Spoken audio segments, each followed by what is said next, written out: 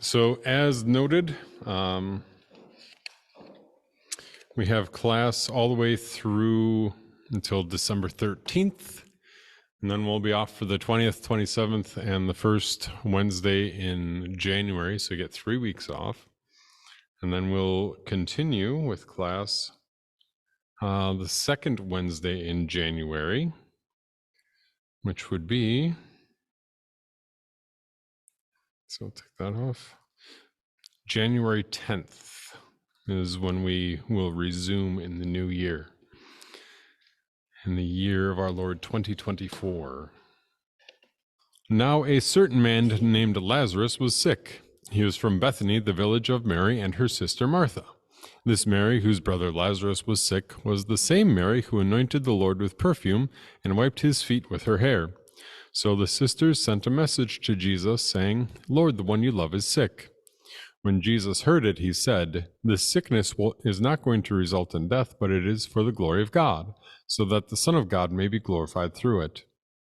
Jesus loved Martha and her sister and Lazarus, yet when he heard that Lazarus was sick, he stayed in the place where he was 2 more days. Then afterwards he said to his disciples, "Let's go back to Judea." The disciples said to him, "Rabbi, recently the Jews were trying to stone you, and you are going back there again?" Jesus answered, "Are there not 12 hours of daylight? If anyone walks around during the day, he does not stumble because he sees the world's light. But if anyone walks around at night, he stumbles because there is no light on him." He said this and then told them, "Our friend Lazarus has fallen asleep, but I am going there to wake him up." Then the disciples said, "Lord, if he has fallen asleep, he will get well." Jesus had been speaking about his death, but they thought he was merely talking about ordinary sleep. So Jesus told them plainly, "Lazarus is dead, and I am glad for your sake that I was not there, so that you may believe. But let us go to him." Almost like Jesus has to take a deep breath and, okay, guys, he's dead. So I was glad for your sake that I was not there, so that you may believe, but let us go to him. Verse 16, then Thomas, called the twin, said to his fellow disciples, "Let's go too, so that we may die with him." When Jesus arrived, he found that Lazarus had already been in the tomb for 4 days. Bethany was near Jerusalem, about 2 miles away.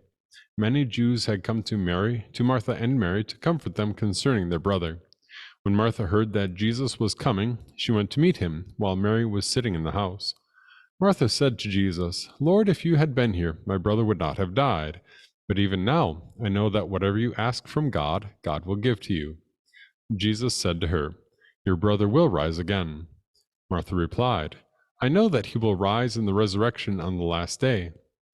Jesus said to her, "I am the resurrection and the life. Whoever believes in me will live even if he dies, and whoever believes in me, who lives and believes in me will never perish. Do you believe this?" "Yes, Lord," she told him. "I believe that you are the Christ, the Son of God, who was to come into the world." After she said this, Martha went back to call her sister Mary. She whispered, "The teacher is here and is calling for you." When Mary heard this, she got up quickly and went to him. Now Jesus had not yet gone into the village, but was still there when Martha met him.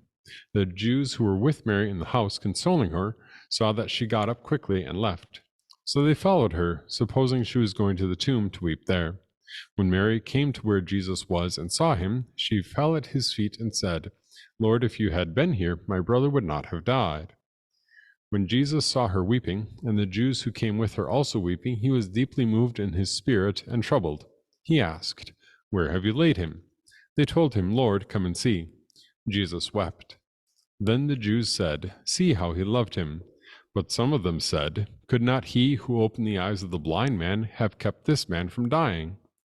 Jesus was deeply moved again as he came to the tomb. It was a cave, and a stone was lying against it. "Take away the stone," he said. Martha, the dead man's sister, told him, "Lord, by this time there will be an odor, because it has been 4 days."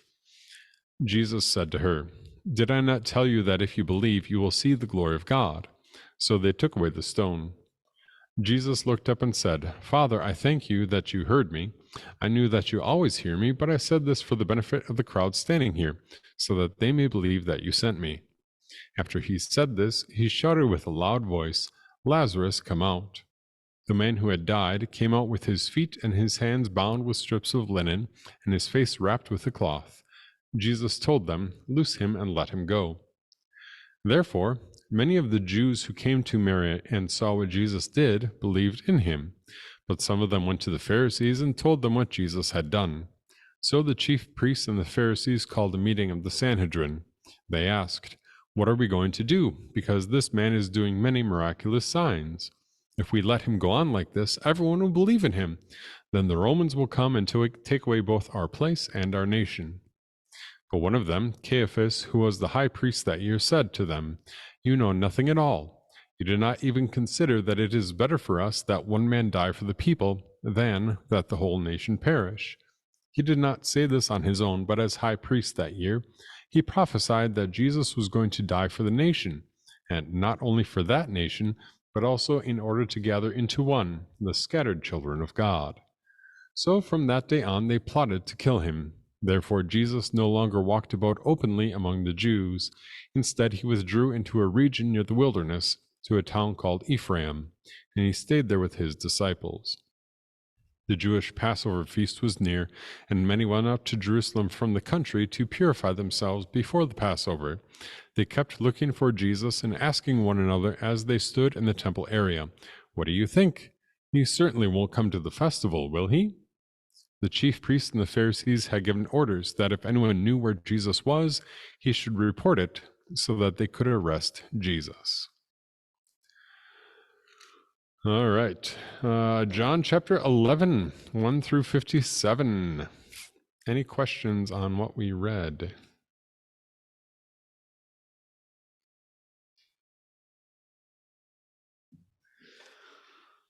All right. From what we heard, let's try to reconstruct in order.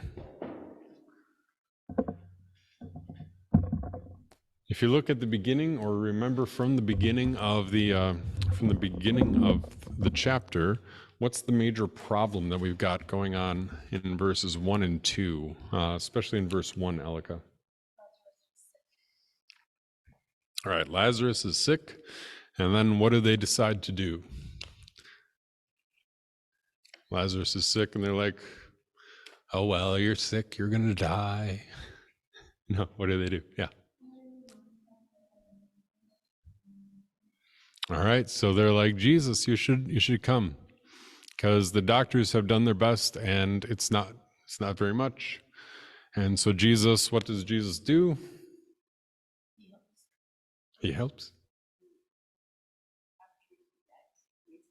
All right. Yep. We'll get there in a little bit.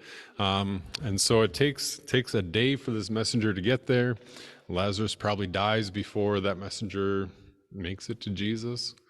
Jesus stays where he is for 2 more days, and then he says, what happens next?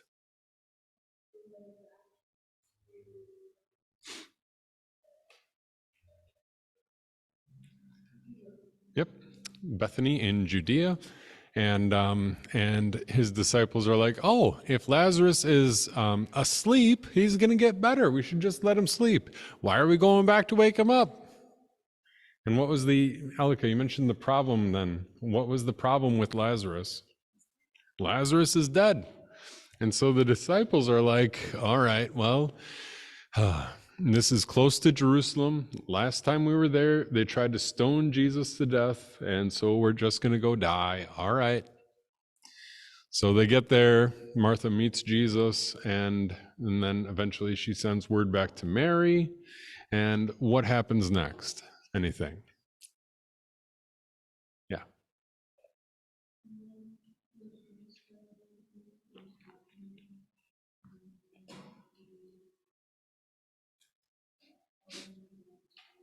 Yeah. So Jesus asks, "Where's the tomb? Where have you buried him?" And so they go there, and there's Mary and Martha standing there, and Jesus is like, "Can you roll the stone away?" And yeah, the sisters are like, "It's kind of a bad smell by this point. It's been 4 days. You were late. You missed the funeral, all of it." Because what do you think what do they think Jesus wants to do? Maybe, yeah, go see him, pay his last respects. Take a moment. If you've ever been to a funeral, we usually, oftentimes have the person's body there where they are, visible, which is kind of one way to, say your final goodbye to this person in a sense. But Jesus isn't going into the tomb. What does he do, Alika?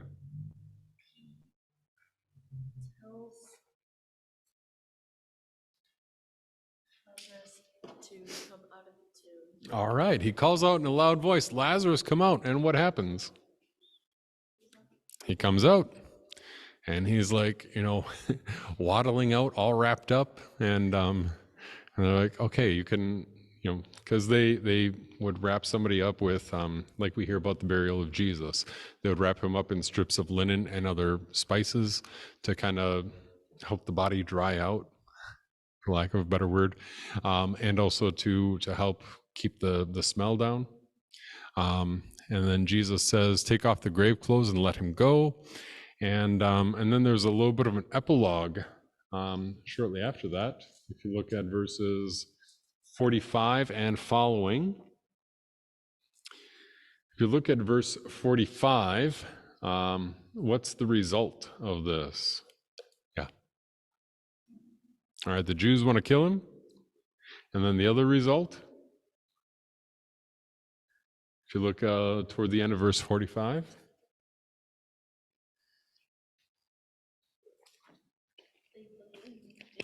All right. There's this massive crowd there, and many of the Jews believed in Jesus. And so the Pharisees are going to be like, oh, now we have to kill Lazarus too. We'll get to that, I think, in the next chapter. And then there's that little bit from the high priest Caiaphas. All right, any questions on what we read?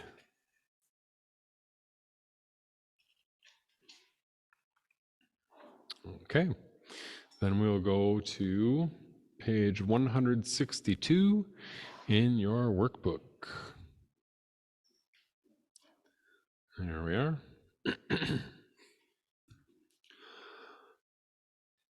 Jesus raises Lazarus and faces backlash. Now the two summary points. After his friend Lazarus had been in the tomb for 4 days, Jesus raised him from the dead, and Jesus' enemies began to look for any possible way to get rid of him. Number one, what was wrong with Mary and Martha's brother Lazarus? Yeah. All right, he was sick. Word for word, look at that.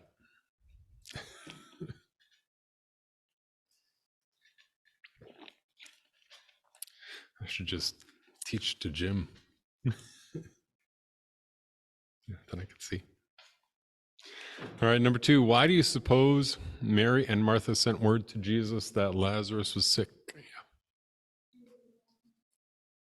Yeah. All right, they knew that Jesus was a close friend, and yeah.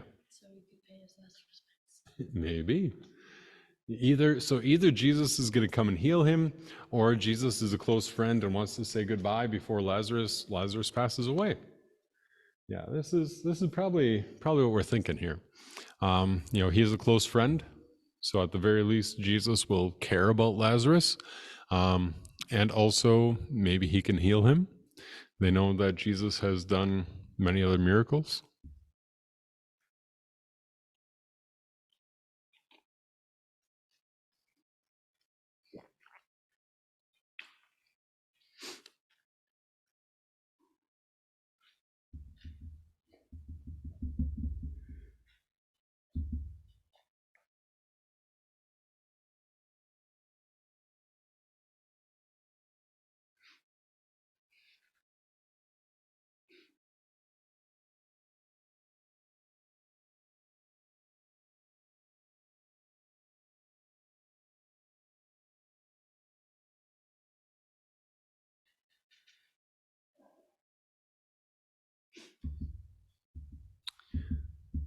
All right.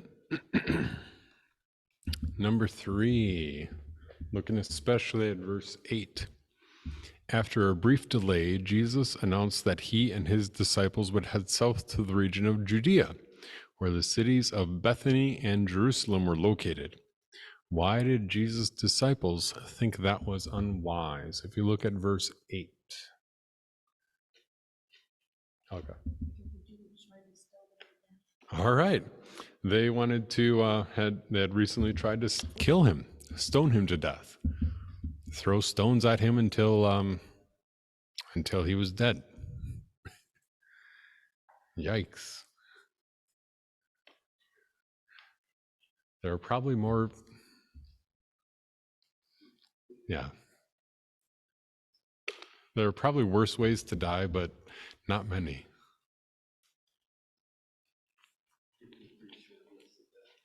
Yeah. Like there was one time I was playing softball and I got hit with, somebody was trying to throw from second base to first base. And I was running from first base to second base and I got hit with the softball and it was unpleasant. But that was just one. And they call it a softball. It wasn't that soft. Yeah, it wasn't a rock, that's for sure. Number 4. Oh, here's a good thinking question. Looking at verses 11, 12, and 13, why could Jesus refer to death as asleep? Yeah. Bam. For God, raising somebody from the dead is like waking them up from a nap. You need like the sham wow guy.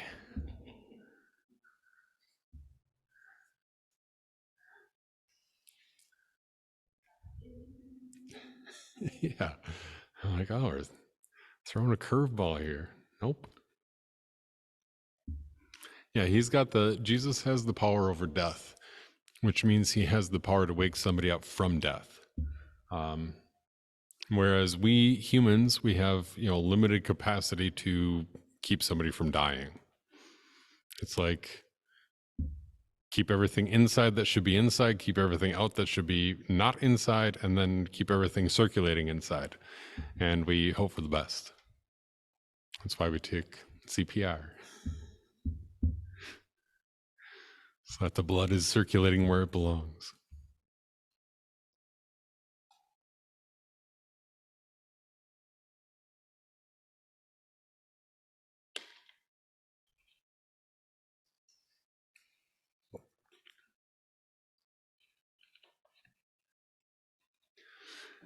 All right, number 5.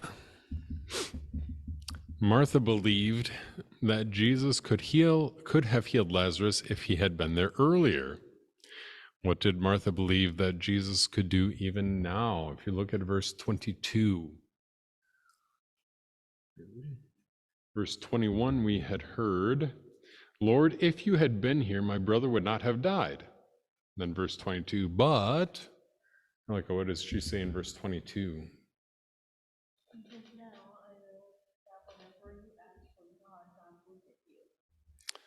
Excellent. He could ask, and the Father would do whatever he asked for.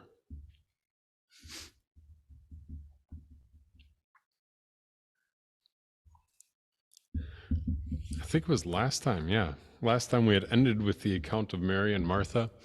And Martha kind of gets a bad rap because she's busy cleaning and cooking and wants help.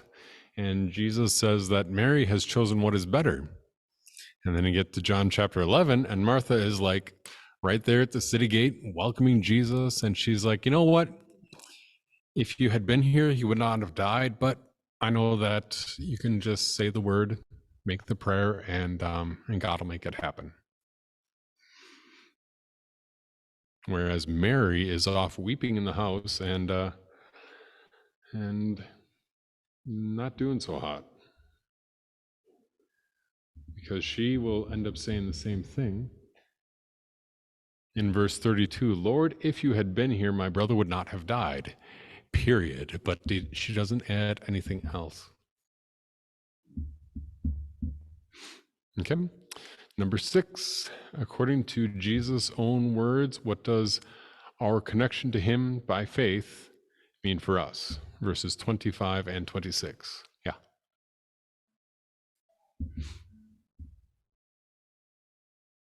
Look at verses 25 and 26 if you need a refresh.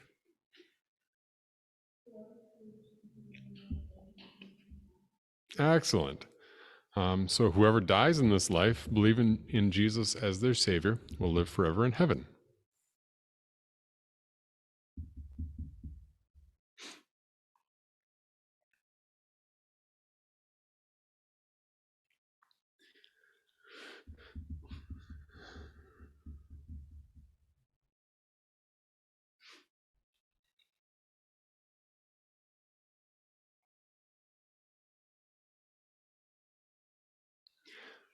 And even that word die. The New Testament never uses the word die to describe a believer dying. It uses the phrase to fall asleep. For this very reason that we have in John chapter 11, that Jesus has the power to wake his people up.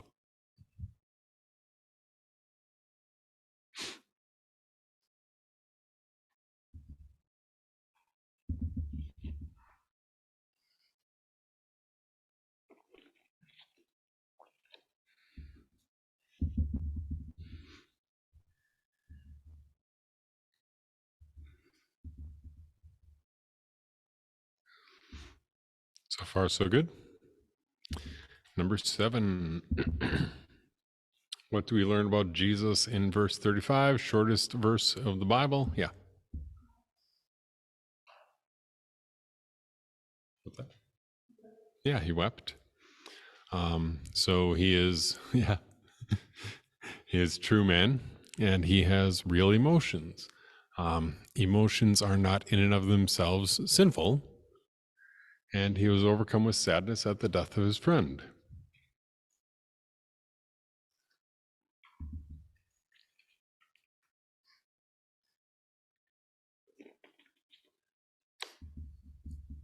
You're probably looking for Revelation chapter 7.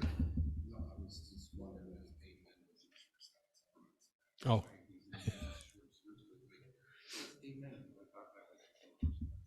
Yep. I think there's another verse that is only like one word long in Greek, but we translate it into like 3 or 4 words.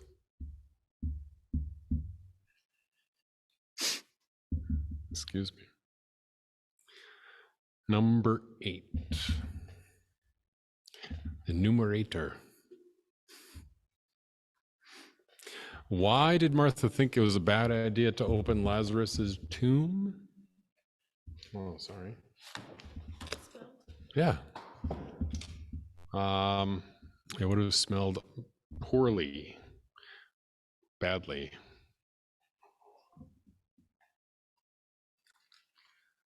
It would have smelled, stick with badly. We at least need an adverb here. So he had already been in the tomb for 4 days.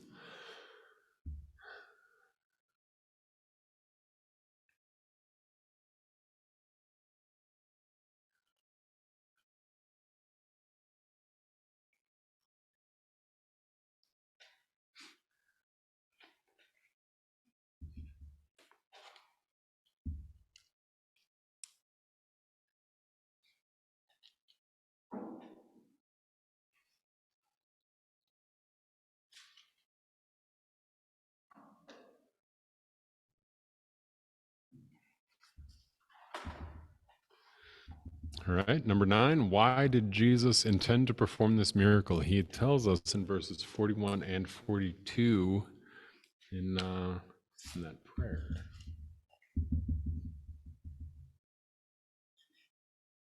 Yeah.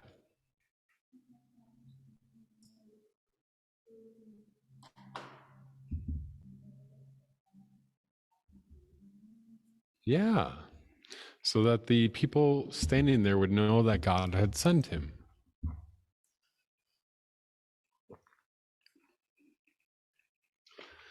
So he prays very loudly so that they will connect that prayer with the miracle that happens in just a minute after that prayer.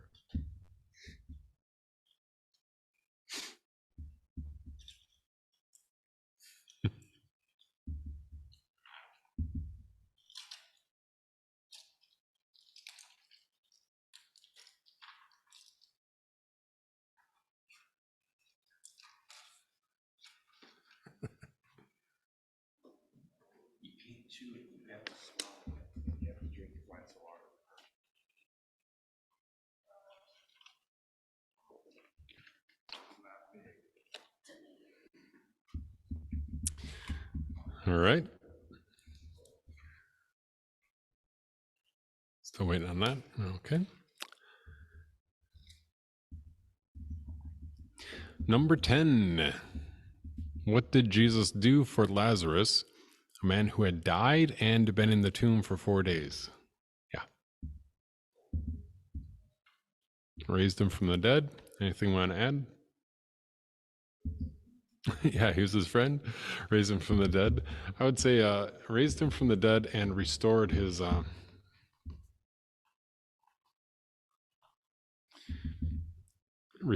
body. So any decay that had been happening, which happens, like when you hear about the crucifixion of Jesus and they come along and they pierce his side with a spear, and the blood and water flow out, because the blood had already started to separate.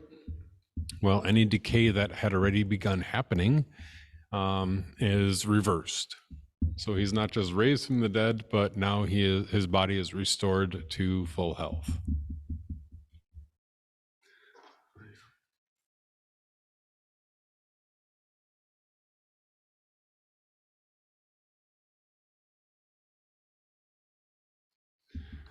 Number 11.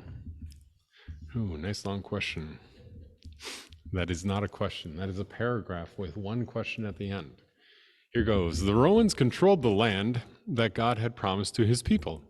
Israel no longer ruled themselves as they had during the time of the judges and the kings. Because the Romans trusted the Jewish leaders to keep control of the people, they allowed some freedoms.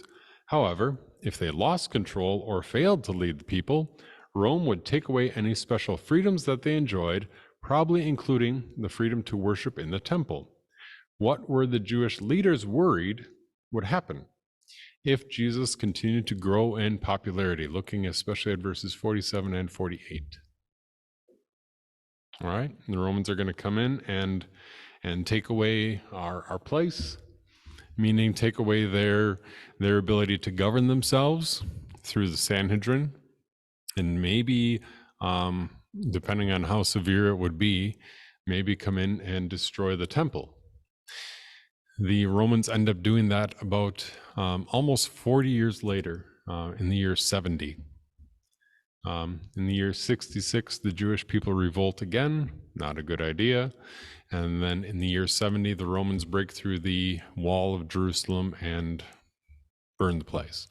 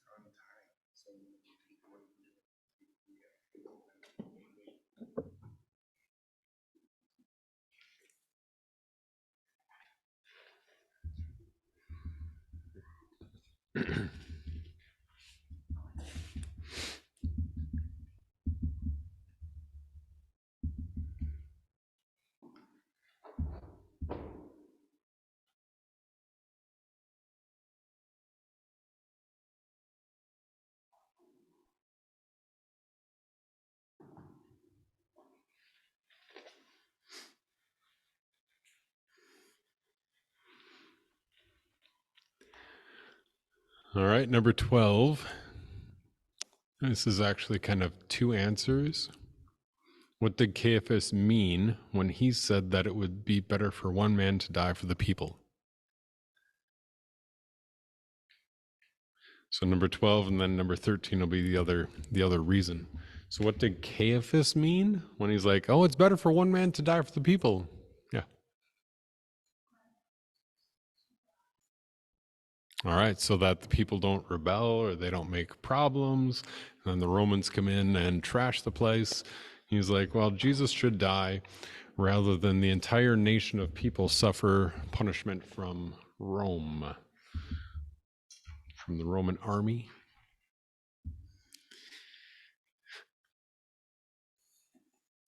If you've ever read about the Romans, they are not very nice people.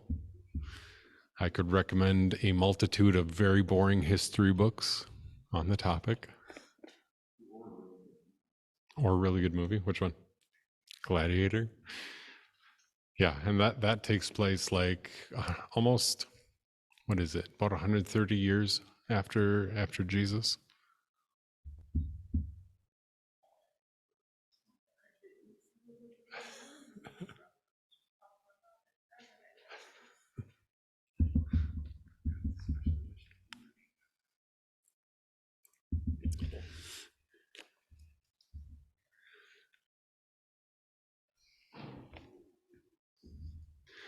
And number 13. So Caiaphas meant better for Jesus to die than for the Romans to come and crush the nation. Number 13. But God made Caiaphas his prophet without Caiaphas even knowing it. Elika, looking here, what meaning did God have for these words? Verses, especially in 51 and 52.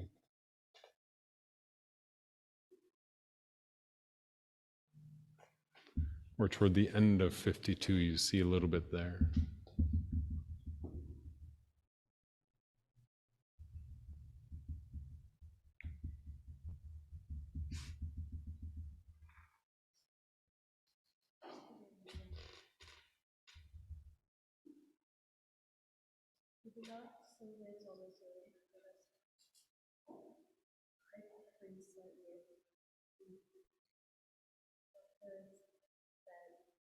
Jesus was not going to die for the nation, was going to die for the nation, not only for that nation, but also in order to gather into one a scattered church. Excellent. Yeah, it would be better that Jesus suffer hell for all people rather than that all people suffer. So what meaning did God have? That Jesus would suffer his divine punishment rather than all people suffer eternity in hell.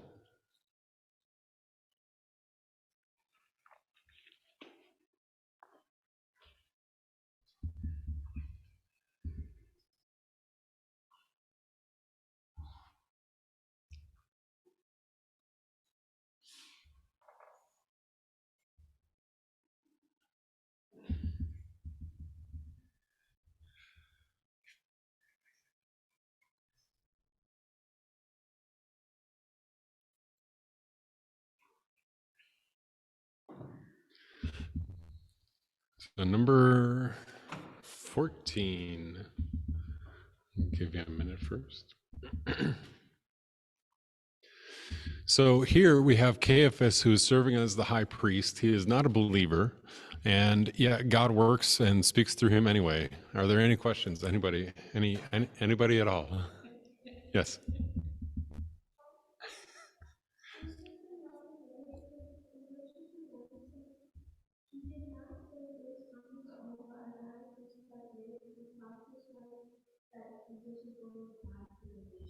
Uh-huh. Yeah. Yeah, and I think when he says that, as high priest that year, that he is the high priest, even though he is not a believer, that he doesn't want to believe Jesus is the Messiah. He's basically the guy in charge that says we need to get rid of Jesus or else the Romans are going to come. And so he's thinking, if we just find a way to get rid of Jesus, then everything is fine. But because he's high priest, he also is prophesying. And so God speaks through him to say that Jesus will die for the people, but not to keep the nation of Israel safe from the Romans, but rather to gather together all the believers from around the world into one group of people. Yeah, good point. So when he's going to die for the nation, and not only for that nation, but to gather into one the scattered children of God, talking about the fact that Jesus wouldn't just die for the Jews, but would die for all people in order to build one church. High five. All right, number 14. What did the Jewish leaders decide to do? Plan to kill him. All right, they have made plans to kill Jesus. They plotted.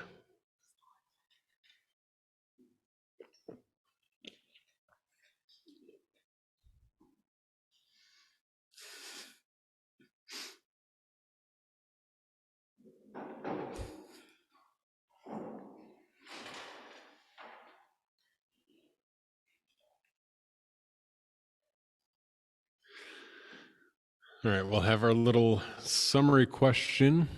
And then we've got a little bit more to talk about because we'll use a little bit of this lesson time to talk about Christian funerals a little bit. So we'll talk about that after our summary question here. First of all, any questions on what we read? Looking at verses 33 through 44, looking for 3 things that we learn about Jesus. I'll give you a minute or two to look. You can move over and talk to the student with the goatee if you want somebody to bounce some ideas with.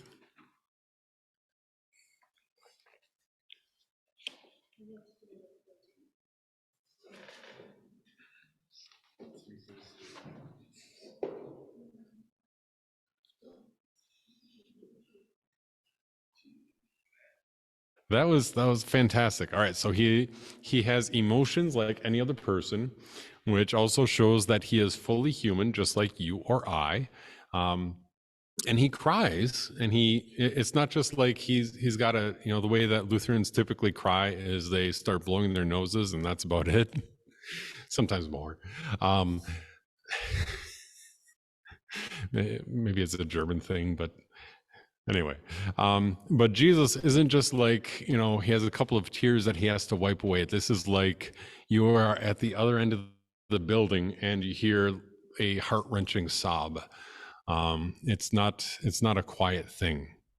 All right, so he has emotions. He is weeping and crying, even though he knows that he's going to raise this guy from the dead in like 2 minutes.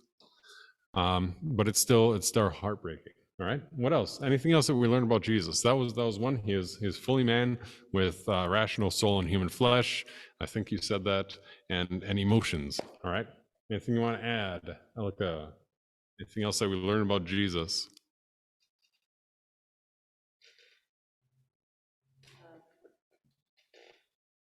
I'm just gonna go. If you look, what's that? Go ahead. Raised him dead, which is kind of putting on what you said, but it's on the God kind of side. Proves that he's the true God. Excellent. All right. So we just had Jesus has actual emotions and he is weeping. And then he raises Lazarus from the dead, which also proves that he is true God and that he has all authority as God. Excellent. Another one. Did we take yours? All right. So he cared about Lazarus. And he cares about him not just as like a friend, but he cares about him as a person, because obviously he cares about all people. That's what we hear about at the end, that he would die to gather together the scattered children of God. He cares about people. Yes.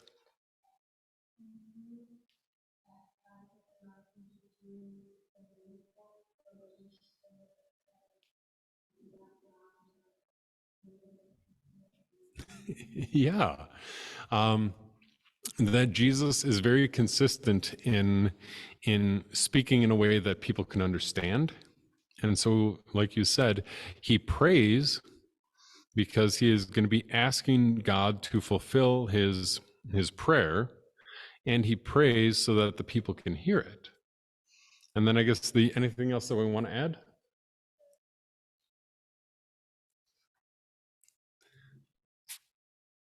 That was a lot.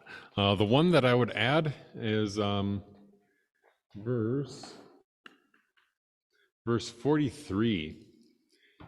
He shouted with a loud voice and said, "Lazarus, come out." That Jesus he could have just thought the words He didn't have to say it out loud, but he chose to say it out loud. He likes to use a means, likes to use a tool, kind of like our term, the means of grace. We'll talk about that probably next semester sometime. But he calls out. He attaches his power is attached to those words. And so when he says Lazarus come out, that is him making the miracle happen through those words. And those words, reach the ears of dead Lazarus, and then God brings them back to life. Then there are a couple of other things, and there is substantial white space on page 165. We're going to run through a couple definitions. Page 165. And I'll jot these down and then we can talk about them. Talking about some of these terms, and I realize that I probably have spent a whole lot more time with talk about funerals and such than the average person. And so we're just going to talk about at least these 5 things. The difference between a worship service and a memorial service, for instance, or a funeral service and a memorial service. So funeral service is when we have a worship service with a body present. And usually that body has been embalmed. That's the third definition there, to prepare the body for burial. And so when they do that, they basically take the fluids out of the body and then put in embalming fluids so that the body, stays looking nice for a while, and then it's preserved. A memorial service is a worship service without a body. So when somebody has been cremated, or the body, has been buried already, or the body is not available, such as if somebody is lost in war and they are presumed to be deceased, but weren't able to recover the body, then we'll have a memorial service. To embalm means to preserve a body for burial. And so when you're getting ready for burial, that's where the funeral home will preserve the body so that, within a week or so, you can have a funeral. And that funeral usually includes a visitation. Maybe I should add that one, that on the next slide. Usually a period of time, we often refer to it as a visitation or a wake. What's that? Or a showing. Yeah, that's another word that we often use, where the family can, receive guests and visitors. And so then that is embalming, to preserve a body for burial. Another rather popular option is cremate, prepare a body through combustion. So it's a gigantic oven that reduces the body down to dust. But no flames like actually touch the body. It's just a really, really hot chamber. And then after about 4 hours, then the body is not recognizable as a body. And then finally, the term death is separation. And that's the basic idea. So if somebody is spiritually dead, they are spiritually separated. If they are physically dead, there's a physical separation. So what happens at death is the soul and body separate. And then the soul goes to stand before God, and we deal with the body here. And so when we deal with the body, then we try to, treat it with respect as a human body. Like this is somebody that, we cared about, or we want to make sure that we treat it as a human body. Okay. Any questions on that? We'll have one more, I think, on the next page.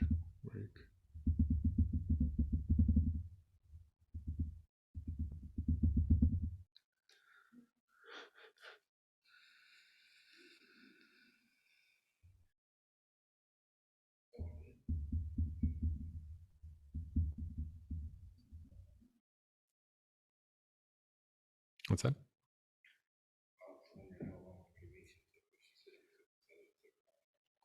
Yep.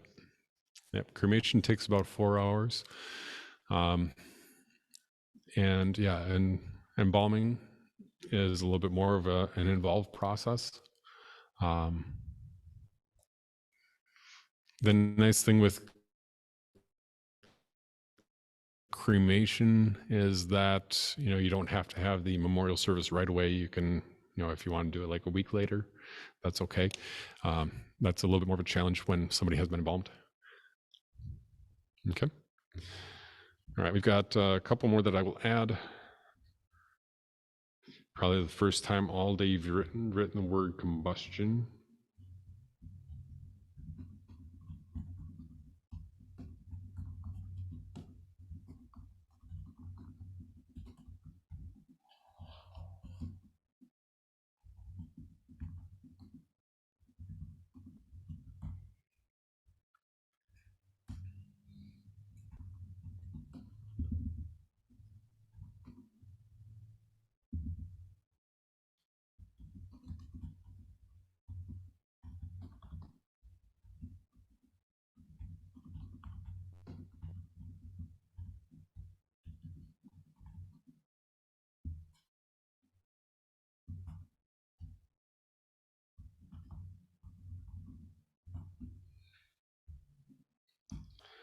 There we are. So 2 more. The first one, a wake or a showing or a visitation. Time for the family to receive visitors, usually with a casket present. Usually. So if the person has been embalmed, then often the casket will be opened and the person is visible. Sometimes the casket is closed. Sometimes the person has already been cremated, and then they just have what we say is the cremains and pictures. And so it's a time to the visitation is a time to share memories, to share photos, to comfort each other. And then the committal is to place or to commit the remains or the cremains to their final resting place until Judgment Day. The word cremains is the ashes after somebody has been cremated.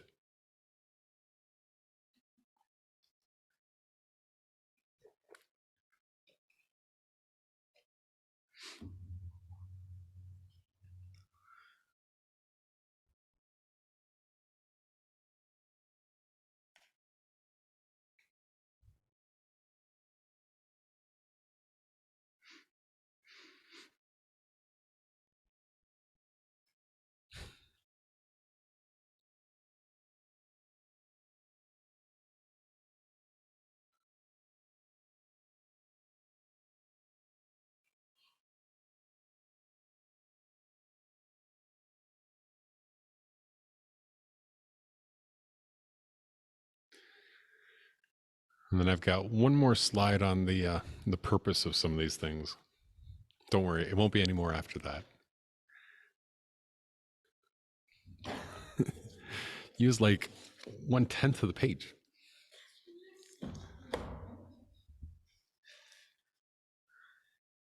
All right, I'll type up this last one, and then we can have your break after you are done writing.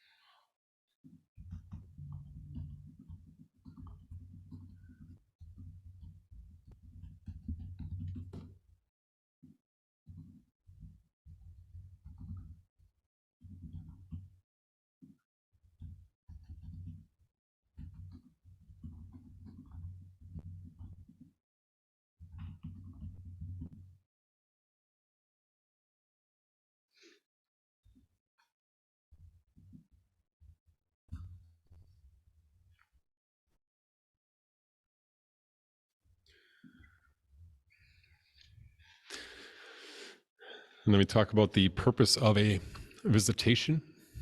Comfort, share memories, laugh, cry, hug, share some photos, maybe some favorite songs, that sort of thing.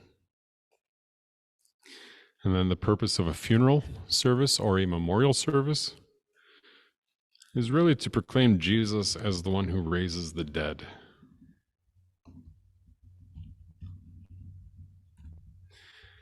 And so that's really for two reasons.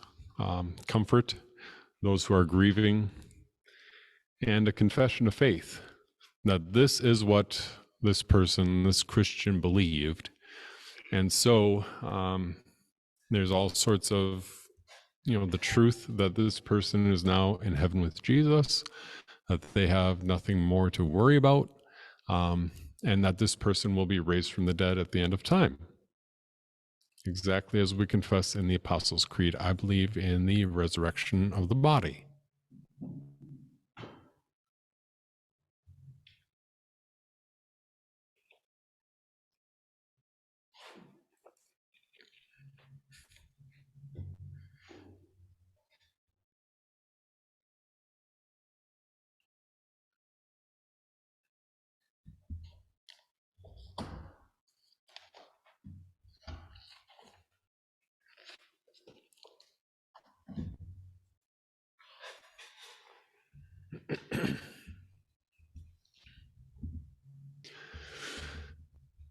And so my encouragement, if and when you do go to a funeral or a memorial service, bring your Kleenex and then sing as loudly as you can, because it helps. All right, then if you needed your review of your memory work, by the end of the month, we will complete all 10 commandments. And then we review them. Commandments 1 through 6, Commandments 7 through 10, and then you're done until next year. We'll review them again probably around Easter, shortly before Easter. So Easter is the last Sunday in March this year. I don't know if that's 29th or 30th or 31st. So we'll probably have it sometime in March there. Okay. All right, Luke chapter 19, verses 28 through 40.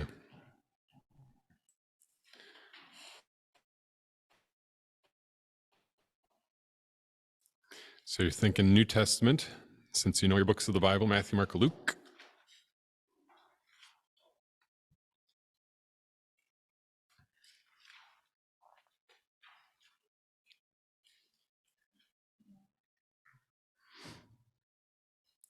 The triumphal entry. Matthew, Mark, Luke chapter 19, beginning in verse 28.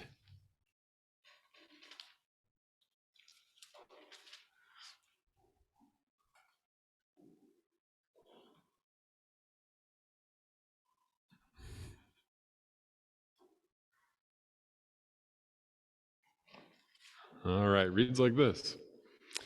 After Jesus had said these things, he went on ahead, going up to Jerusalem. As he came near to Bethphage and Bethany, at the place called the Mount of Olives, he sent two of his disciples ahead, saying, "Go to the village ahead of you. When you enter it, you will find a colt tied on which no one has ever sat. Untie it and bring it here. And if anyone asks you, 'Why are you untying it?' you will say this, 'The Lord needs it.'" Those who were sent ahead went and found things just as he had told them. As they were untying the colt, its owner said to them, "Why are you untying the colt?" They said, "The Lord needs it." Then they brought the colt to Jesus. They threw their robes on the colt and set Jesus on it. As he went along, people spread their robes on the road.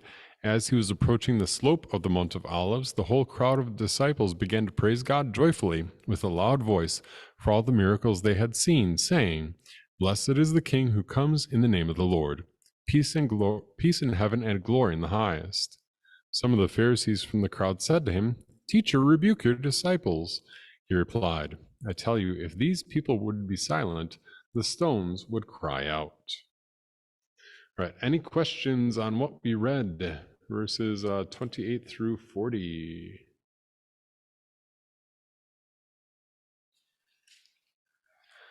So summary point there at the bottom of 163, Jesus entered Jerusalem to accomplish what God had long promised, freeing mankind from our sins. So what did Jesus tell the disciples to do in verses 30 and 31? Yeah.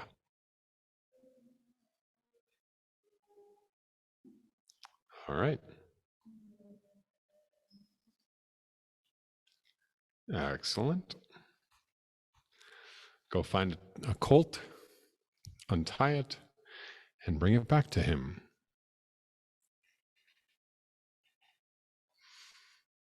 Did you hear about the mare that was sick when she gave birth? Yeah, the mare that was sick. She had a little colt.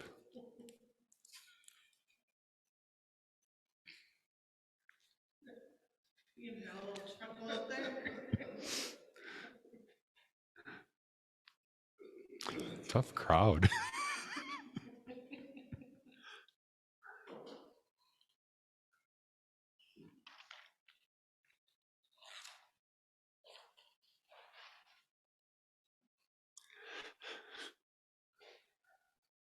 All right, on to the next page when you've completed number 15.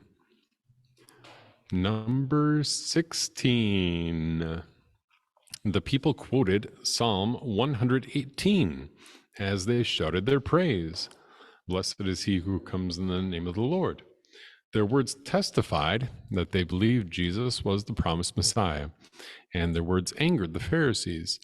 What did the Pharisees think Jesus should have done? Looking at verse 39. Yeah. All right, rebuked his disciples so that they would stop saying these things.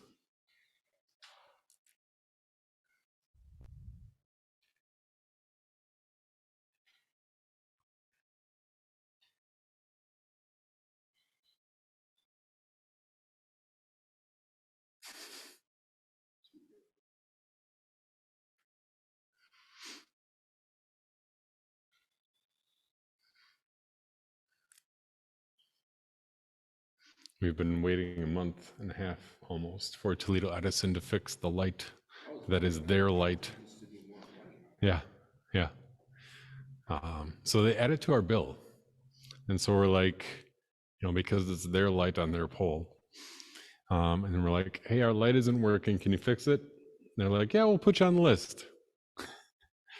Okay. And then we call them back. We still haven't fixed it. Can you take it off our bill until it's fixed? We'll move you to the top of the list. Right. Yeah. All right. Number 17. What did Jesus say in response to their request where they were like, we want you to stop, rebuke your disciples? What did Jesus say in response? Yes.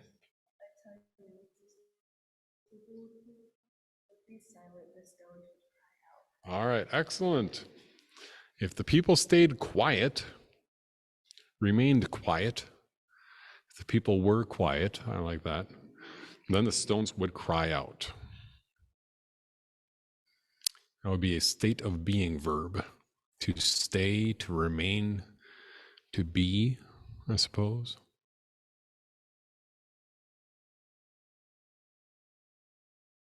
If the people were quiet, the stones would cry out. Well, how would you like that? You can't be the Messiah because we don't believe that you're the Messiah. Tell your disciples to stop praising you. Okay. And then like every stone in the street and all the buildings start singing the praises of Jesus. Well, we don't want that. So I guess we can let you have your disciples praise you. Right? Number 18. In the parallel accounts in the other Gospels. So what does parallel mean? Yes. All right, two lines that are, that never meet, even though they go on forever and ever in the same directions. So parallel accounts, we're talking, looking at the other Gospels, looking at the same account as it shows up in the other Gospels. So in the parallel accounts in the other Gospels, we are told that the people took branches from palm trees and laid them in front of Jesus. Palm branches were a sign of victory. Why was that a fitting thing to do? Yes, student with a goatee. Yeah, so he has been giving victory over sickness. Yeah, it's the answer is almost as long as the question. He has been giving victory over sickness, demon possession, and even death, and he was on his way to Jerusalem to bring victory over sin, death, and the devil. We'll have that a little bit longer.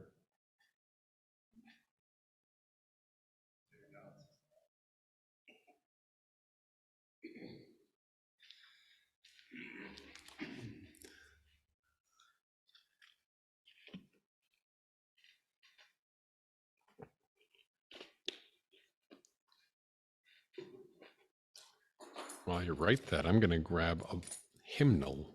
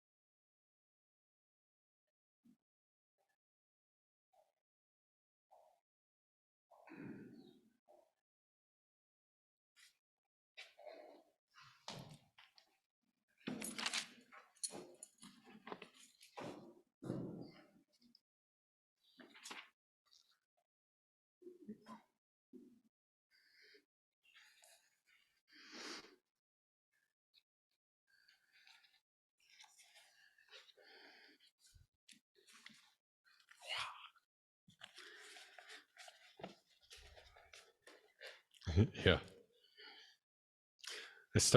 I don't have bifocals, but I see why people like them, I guess. Maybe that's a sign. I should just buy white sneakers to like white New Balances and call it good. It's like I can enjoy bifocals and not admit that I have bifocals.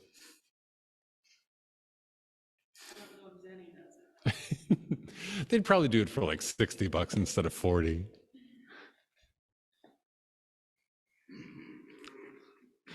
All right, so in the red box there at the top of 164, there's a good Latin word to wrap us up for tonight, the sanctus. Can you say sanctus? Yeah, so you see word S-A-N-C, meaning holy. So we worship in in a room that is called a sanctuary. It is a holy place. What's that? Yeah. So it's and then as one of the songs that we sing is the Sanctus. And so it's always in your bulletin. Reads like this: Holy, holy, holy, Lord God of heavenly hosts, heaven and earth are full of your glory. Hosanna, Hosanna, Hosanna in the highest. Blessed is he who comes in the name of the Lord. All right. So we'll read that red box first and then we'll wrap it up. As the crowd saw Jesus enter the city of Jerusalem, they quoted Psalm 118 and sang out Hosanna, which means save us. In English, this song is known as Holy, Holy, Holy. Sanctus means holy and is the first word of the song in Latin.